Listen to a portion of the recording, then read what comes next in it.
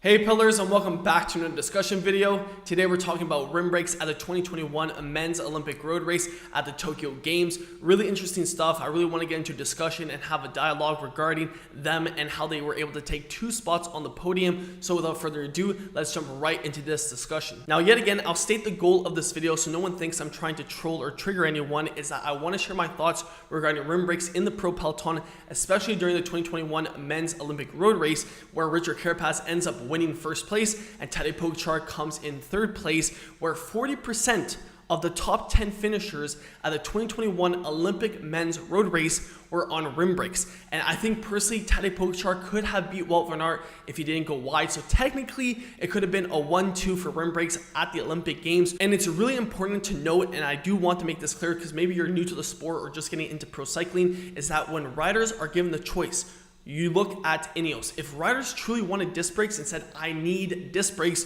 you don't think Ineos would give them disc brakes. No, they don't want disc brakes, so therefore they ride rim brakes. But if you look at Tadej Pogačar and Team UAE, they are given the chance to ride disc and also rim. And when given the choice, and I will get into the stats for this Olympic road race in terms of the elevation and the distance, when given the choice, even if they might not get a bonus for riding disc brakes, what bike does Tadej Pogačar choose and the rest of his UAE squad? They choose rim brakes. So that is very telling. And also riders that I guess are not sponsored from other teams and actually come to the Olympic Games with their own money and funding, they choose rim brakes as well. So the race was 231 kilometers long with an elevation gain of 4,543 meters. Supposedly this is one of the most intense Olympic road races we've ever had in history. So basically what that number means is that there is a lot of climbing, and I will touch up on that. But first, I just want to go through the riders that were caught on rim brake bikes, and they're going to be from either Team Ineos or Team UAE. So the first rider we have is Richie Porte for Australia. He's on a rim brake bike, Pinarello. Then we have Tadej Pogačar from UAE for Slovenia. He is on his Colnago. That's a rim brake bike, and you can see just looks beautiful. And then we have Geraint Thomas G that crashed again, but I wouldn't even blame, you can't even blame the bike. It's literally G that crashes. Very unfortunate. And then if you see this picture right now, this one's beautiful. You have Tadej Pogačar doing the last big attack. And you have his teammate from UAE, Brandon McNulty. He is on a Colnago rim brake bike. And then we have Mike Woods, the Canadian. I'm Canadian. He is on a disc brake bike. And then you see right here, just beautiful, beautiful. When you see rim brakes at the front of the peloton, it's beautiful. And this picture you have already seen, but 40% of the top 10 riders were on rim brakes. And then when we factor in Mikhail Kwiatkowski, he is also on Ineos and he placed 11. So I would say that's pretty impressive. Out of the top 11 riders to finish the race, 5 of them were on rim brakes, which is just incredible. Now the only troll or trigger I'll make during this video is the face you make when you have to ride 4,543 meters with a disc brake bike. But I'm just joking. I really do want to talk about the meat of this issue and just share all my thoughts. So it's going to be a long video. So, strap in, get a snack, just get comfortable, because the more we can tackle this issue and really share logical thoughts, the better your understanding will be when comparing rim brakes and disc brakes. And that's the whole goal of this video. It's not to trigger, it's not to troll, it's to have a better understanding of what are the pros and what are the cons. Now, while I share my thoughts on the topic, there will be some complimentary descending on rim brake bikes, and I will touch up on that. But the first thing I really want to note is the acceleration that you get on rim brakes versus disc brake. Now, I was lucky enough to test out, I think it was an Argon 18 6K bike, Ultegra Di2, disc brake, and when I got on it, it was pinging. Even though it was set up by a mechanic, it just didn't feel snappy. And that's one thing. If you have ridden a rim brake bike and have ridden a disc brake bike, even if they are tuned properly, together, one will feel snappier, and it will always be the rim brake bike. Now, the only situation where that won't be very noticeable is when you're on the flats. So in terms of, when you're climbing, there is a lot of side-to-side motion, which causes the rubbing that a lot of people talk about. A lot of the tisking noises that the rotors make is when you're climbing, is when it starts to rub. Now on the flats, unless you're really sprinting or accelerating really hard, which isn't often, unless it comes down to a bunch sprint or you're closing a gap, you're not going to hear as many tisking noise or the rotors rubbing as you would when you're climbing. So when it comes to climbing, that's the whole point of this point, is climbing is when you're going to see the disc basically rub, and that's when you'll hear the noise and you'll lose wattage because it's actually rubbing and slowing you down. So when it comes to climbing, rim brakes will always win. I'm a true believer of that, and I wrote down this point because I really want to drive it home. Tadej Pogačar, okay, he's 22 years old. He's fanatic in terms of cycling. To win double Tour de France's and be a champion, you have to love the sport, you have to love the science of the sport, how you can become better. All that is what makes a champion a champion. It's just not, training, not just diet, not just, form. It's everything, equipment, aerodynamics, all that stuff. So if he is given the choice, and money's not an issue, he can have the lightest disc brake bike, and we will touch up on that, or he could have the rim brake bike. Why would he choose a rim brake bike if it is less of a performance benefit? Why would he choose that? If he could brake later in corners or it was better all around, why wouldn't he choose a disc brake bike? Because he doesn't need one, and the majority of the pro peloton doesn't need one as well. So the whole thing, is just funny because a lot of pros, and I will touch up on this, a lot of pros are paid to ride disc brakes, or teams are paid to ride what these companies want, their consumers to take. So it's just unfortunate that a lot of people do fall into this marketing hype. And the reason why I really don't care is because I've ridden both. I've worked in the cycling industry for years, and I just don't care anymore to really just drive the point home, and I will touch up on that. A 6.8 kilogram rim bike is very cheap nowadays, and even originally compared to disc brakes. We're getting a 7.1 kilogram disc brake bike, you're easily spending $7,000 to $8,000. That's a given. And honestly, for about $4,000, and probably less if you can bargain, you can find a rim brake bike, maybe for $3,000, that is 6.8 kilograms on the dot, on the money. So as I was saying, I have not seen, at least personally, a GCN video showing the weight of a race bike that is disc brake that is 6.8. And if it is, it has to be an extra small or a very small size frame, because usually, disc brake bikes are usually hovering around 7.1, 7.2. Now for the majority of riders, that's the difference between going to the washroom before your ride or your race, or for, racers, every gram matters, because over time, that is what separates you closing the gap. That's what separates you finishing on a bike throw. All that energy expenditure adds up over time. So that's why it sounds novice to be like, okay, why does 300 grams really matter? Or, why does that matter? For us, it doesn't. For even amateur racing, even at national level, it's not that important in my opinion. Then again, if you're going for a national title, perhaps. But I'm just saying in general, it's not the same level of the Olympics or the Tour de France. So like I was saying, majority of teams, and this is a long rant, so if you're not interested anymore, I really don't care, because a lot of people that are watching this are trying to learn from someone that has some firsthand experience regarding the topic. So like I was saying, majority of teams are forced to ride rim brakes. And maybe if Roglic, and this is another troll or trigger I'll do, maybe if Primož Roglic from Jumbo-Visma won the Tour de France in 2020, Jumbo-Visma would still be allowed to ride rim brakes. But maybe because he didn't, Cervelo was like, no. If you want our sponsorship, we want to push disc brakes to the masses. Now, I've made videos in the past comparing disc brakes to rim brakes, and basically I'll re-summarize that just in case you're still debating or trying to figure out what's the real differences. So with disc brakes, the only thing I could really notice from riding a disc brake bike myself, a road bike specifically, is that you can have wider tires. So wider tires are more comfortable, but I would have to agree, I started cycling when I was 15, 16, and I'm pretty sure that was back in 2014, 2015, when 23 millimeters were the norm, were the common. And now when I moved to 25, I was like, oh my God, this is so much more comfortable. So I would say 25 is more than enough. 28 is very, very comfortable for me. But I would say for disc brakes, the fact you can run a 30, 32 millimeter tire, yes, that is more comfortable, but I still think 25 being the baseline standard in a road bike is more than enough. Now, in terms of easier modulation, if you do have some physical disabilities where it's hard to push the brakes, then having a disc brake bike will help with that. But then again, I wouldn't say that's the norm when it comes to an avid cyclist. And the last thing is the versatility. Because you can run those wider tires, you can make basically a hybrid bike that's kind of like a cross bike, but also a road bike, and you can swap between rims and tires. Then again, that is annoying because you have to make sure the pads are not touching. You have to adjust that, which that can be very annoying. And having worked in a bike shop, it's not super easy. Even if you're experienced, it might take several tries, where a rim brake bike, you just move the caliper. Now, going into rim brakes, and the video I've been playing in the background is me descending on the first time in mountains. This ride was 2,400 meters of elevation. The most I've ever done, even doing 250 kilometers, is 1,400 meters of elevation. So, descending in the mountains, I just don't have that confidence. And that's why I want to touch up and end the video on is confidence and technique. So, but in general, rim brakes are cheaper, they're lighter. In terms of, you can buy a $3,000 rim brake bike and it's basically 7.1, 7.2, or you can buy a 5K, or 6K, no, I'd say 6, 7K disc brake bike, and it's basically the same weight, which is very, very confusing, because what I want to touch up on is that the main difference and this is what the marketing tells you and everything is. And then the last thing with rim brakes is that it's easier to maintenance because you don't have to bleed the brakes. You can just change the brake cable, and then it's easier to travel, so you don't have to worry about bleeding it once you get to your destination. And I will touch up on that. But the one thing I really want, and this is a long ramble, so try to stay with me, but the one thing that always pisses me off with the cycling industry is that they like to say that disc brakes, you feel safer going downhill, you feel you can brake later in the corners. And all I'm gonna say, after riding with national cyclists that are full gas, descending it, taking risks, we're descending 70, 75 kilometers, 80, and when they ride by themselves without me, they're like pushing 95 sometimes. So the reason why for them, it's about confidence, technique, mindset, obviously feeling confident about what your bike can do, your tire grip, all that stuff, choosing the apex, all that stuff.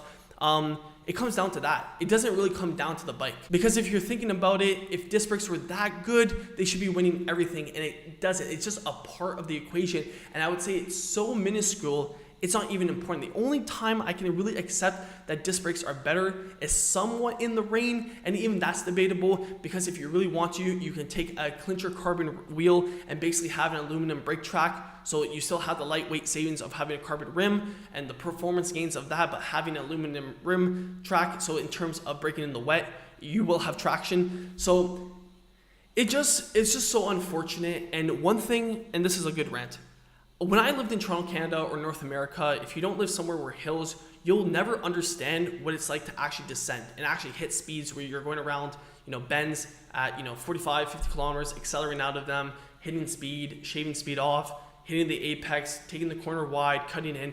Like, I'm learning this for the first time. And obviously you have to be comfortable of the terrain or have some idea based on your Garmin head unit or whatever cycling computer you use to have an idea of the course profile in terms of turns and stuff.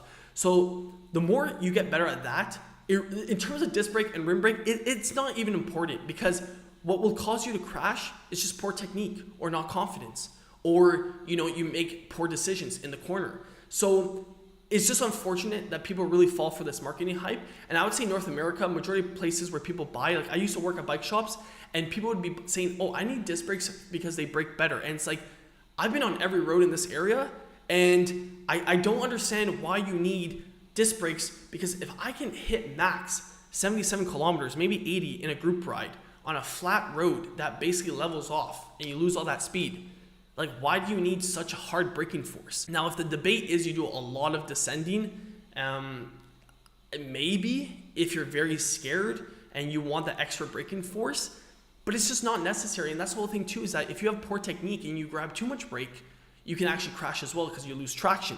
So I'm just learning firsthand how to descend truly properly. And that's the whole thing. I don't have ego with it, even though I've been riding and racing since I was 15 years old, just turned 23 basically 5 days ago.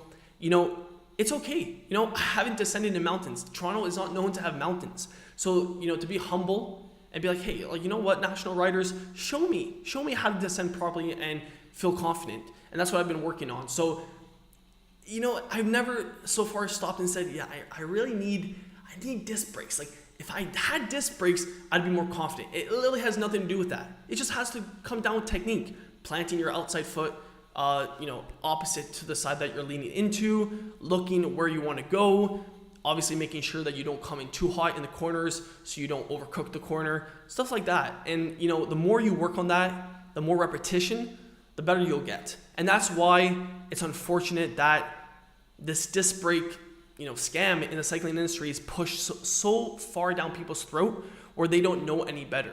So I just don't appreciate when, riders really think they need to spend like $5,000 on a bike because it's disc brakes when they could get a better value for rim brakes. So I hope you guys enjoyed the background video. It's beautiful, beautiful scenery.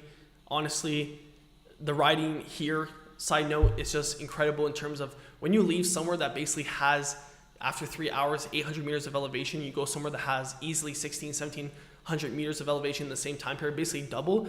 You just appreciate descending more, you appreciate cycling more, because it's so gratifying when you can ride up a mountain and descend. And it's just like, damn, all that work was really worth something, where a lot of times when I would ride in Toronto, it was just like, that was a decent ride. Very, very flat. So well, I don't know if you guys consider 800 meters flat. After riding now and doing 2,500 meters, that's pretty flat to me. That's a pretty easy day in the saddle.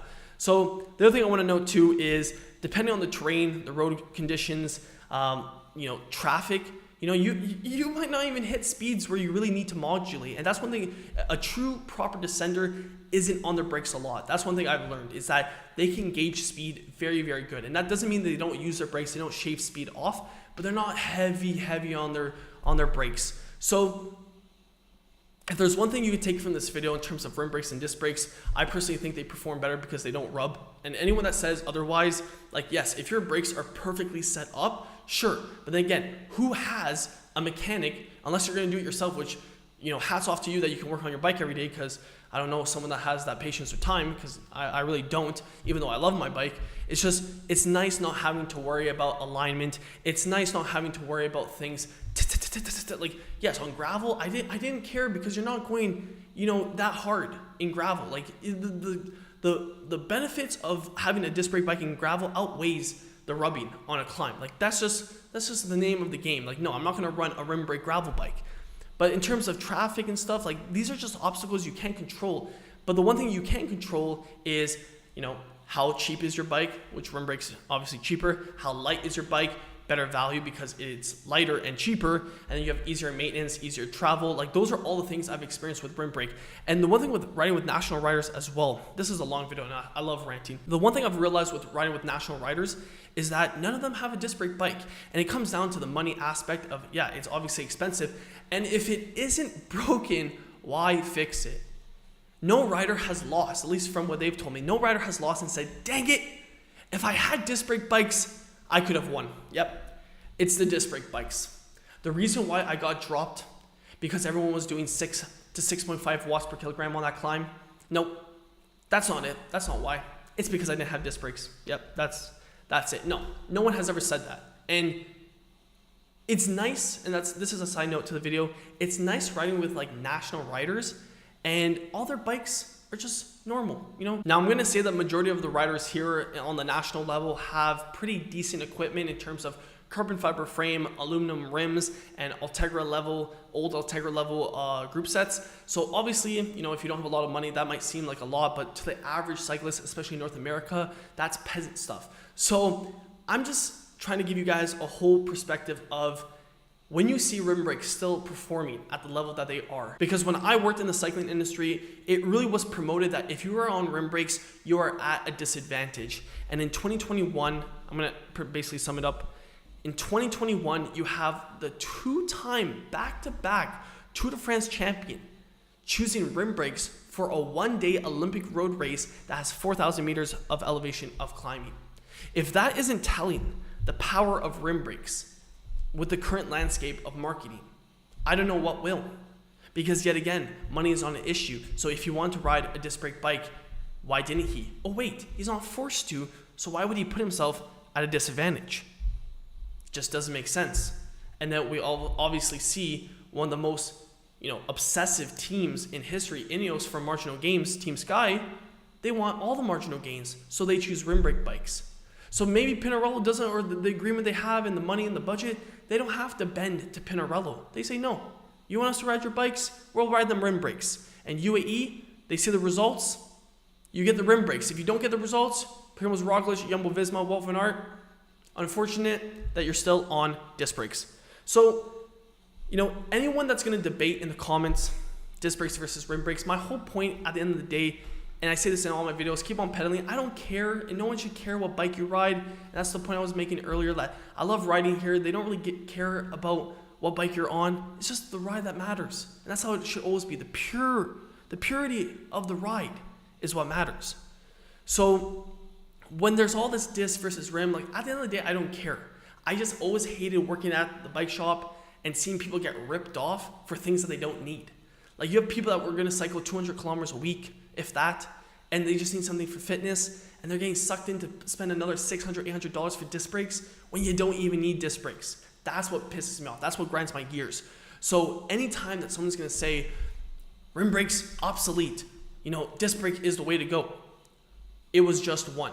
And I'm not trying to say that, he couldn't win on disc brakes. At the end of the day, if you put everyone on disc brakes, most likely Richard Carapaz would have still won in terms of how he rode.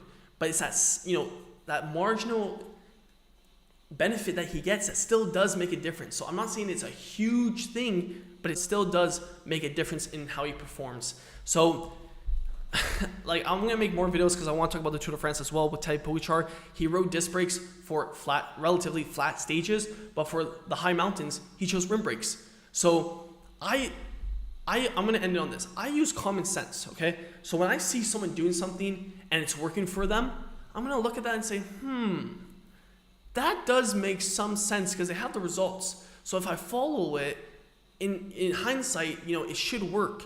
So if I see a double Tour de France champion riding a rim brake bike for high mountain stages, and I want a bike that performs well as well, and I'm climbing in the mountains, what do you think I would choose? If you're someone that really doesn't care about the extra weight and you like the flashy, the integration, all that stuff, the aero stuff, sure, ride an 8.4 kilogram disc brake bike for $6,000. I don't care. To each is their own. But I just use common sense. And when I see Tadej Pogačar, double Tour de France champion, use a rim brake bike, that's what I'm going to stick to. So this video was obviously long. There's so much to talk about. I love having these conversations with my friends. So it was fun having this conversation with you guys. I would obviously love to hear your thoughts. It's a long video. It's just crazy. People still in 2021 are getting sucked into the disc brake hype. And at the end of the day, I hope this video, if you do ride a disc brake bike, I'm not trying to troll or trigger you. It's just the reality. It's the reality. Unless I would love to hear why you chose a disc brake bike, because the only way I would choose a disc brake bike is if I wanted to do gravel and road and I didn't want to have two bikes because that's hard to travel with, then I would totally go with a disc brake bike. But if you're asking for the best road bike setup, it's rim brakes.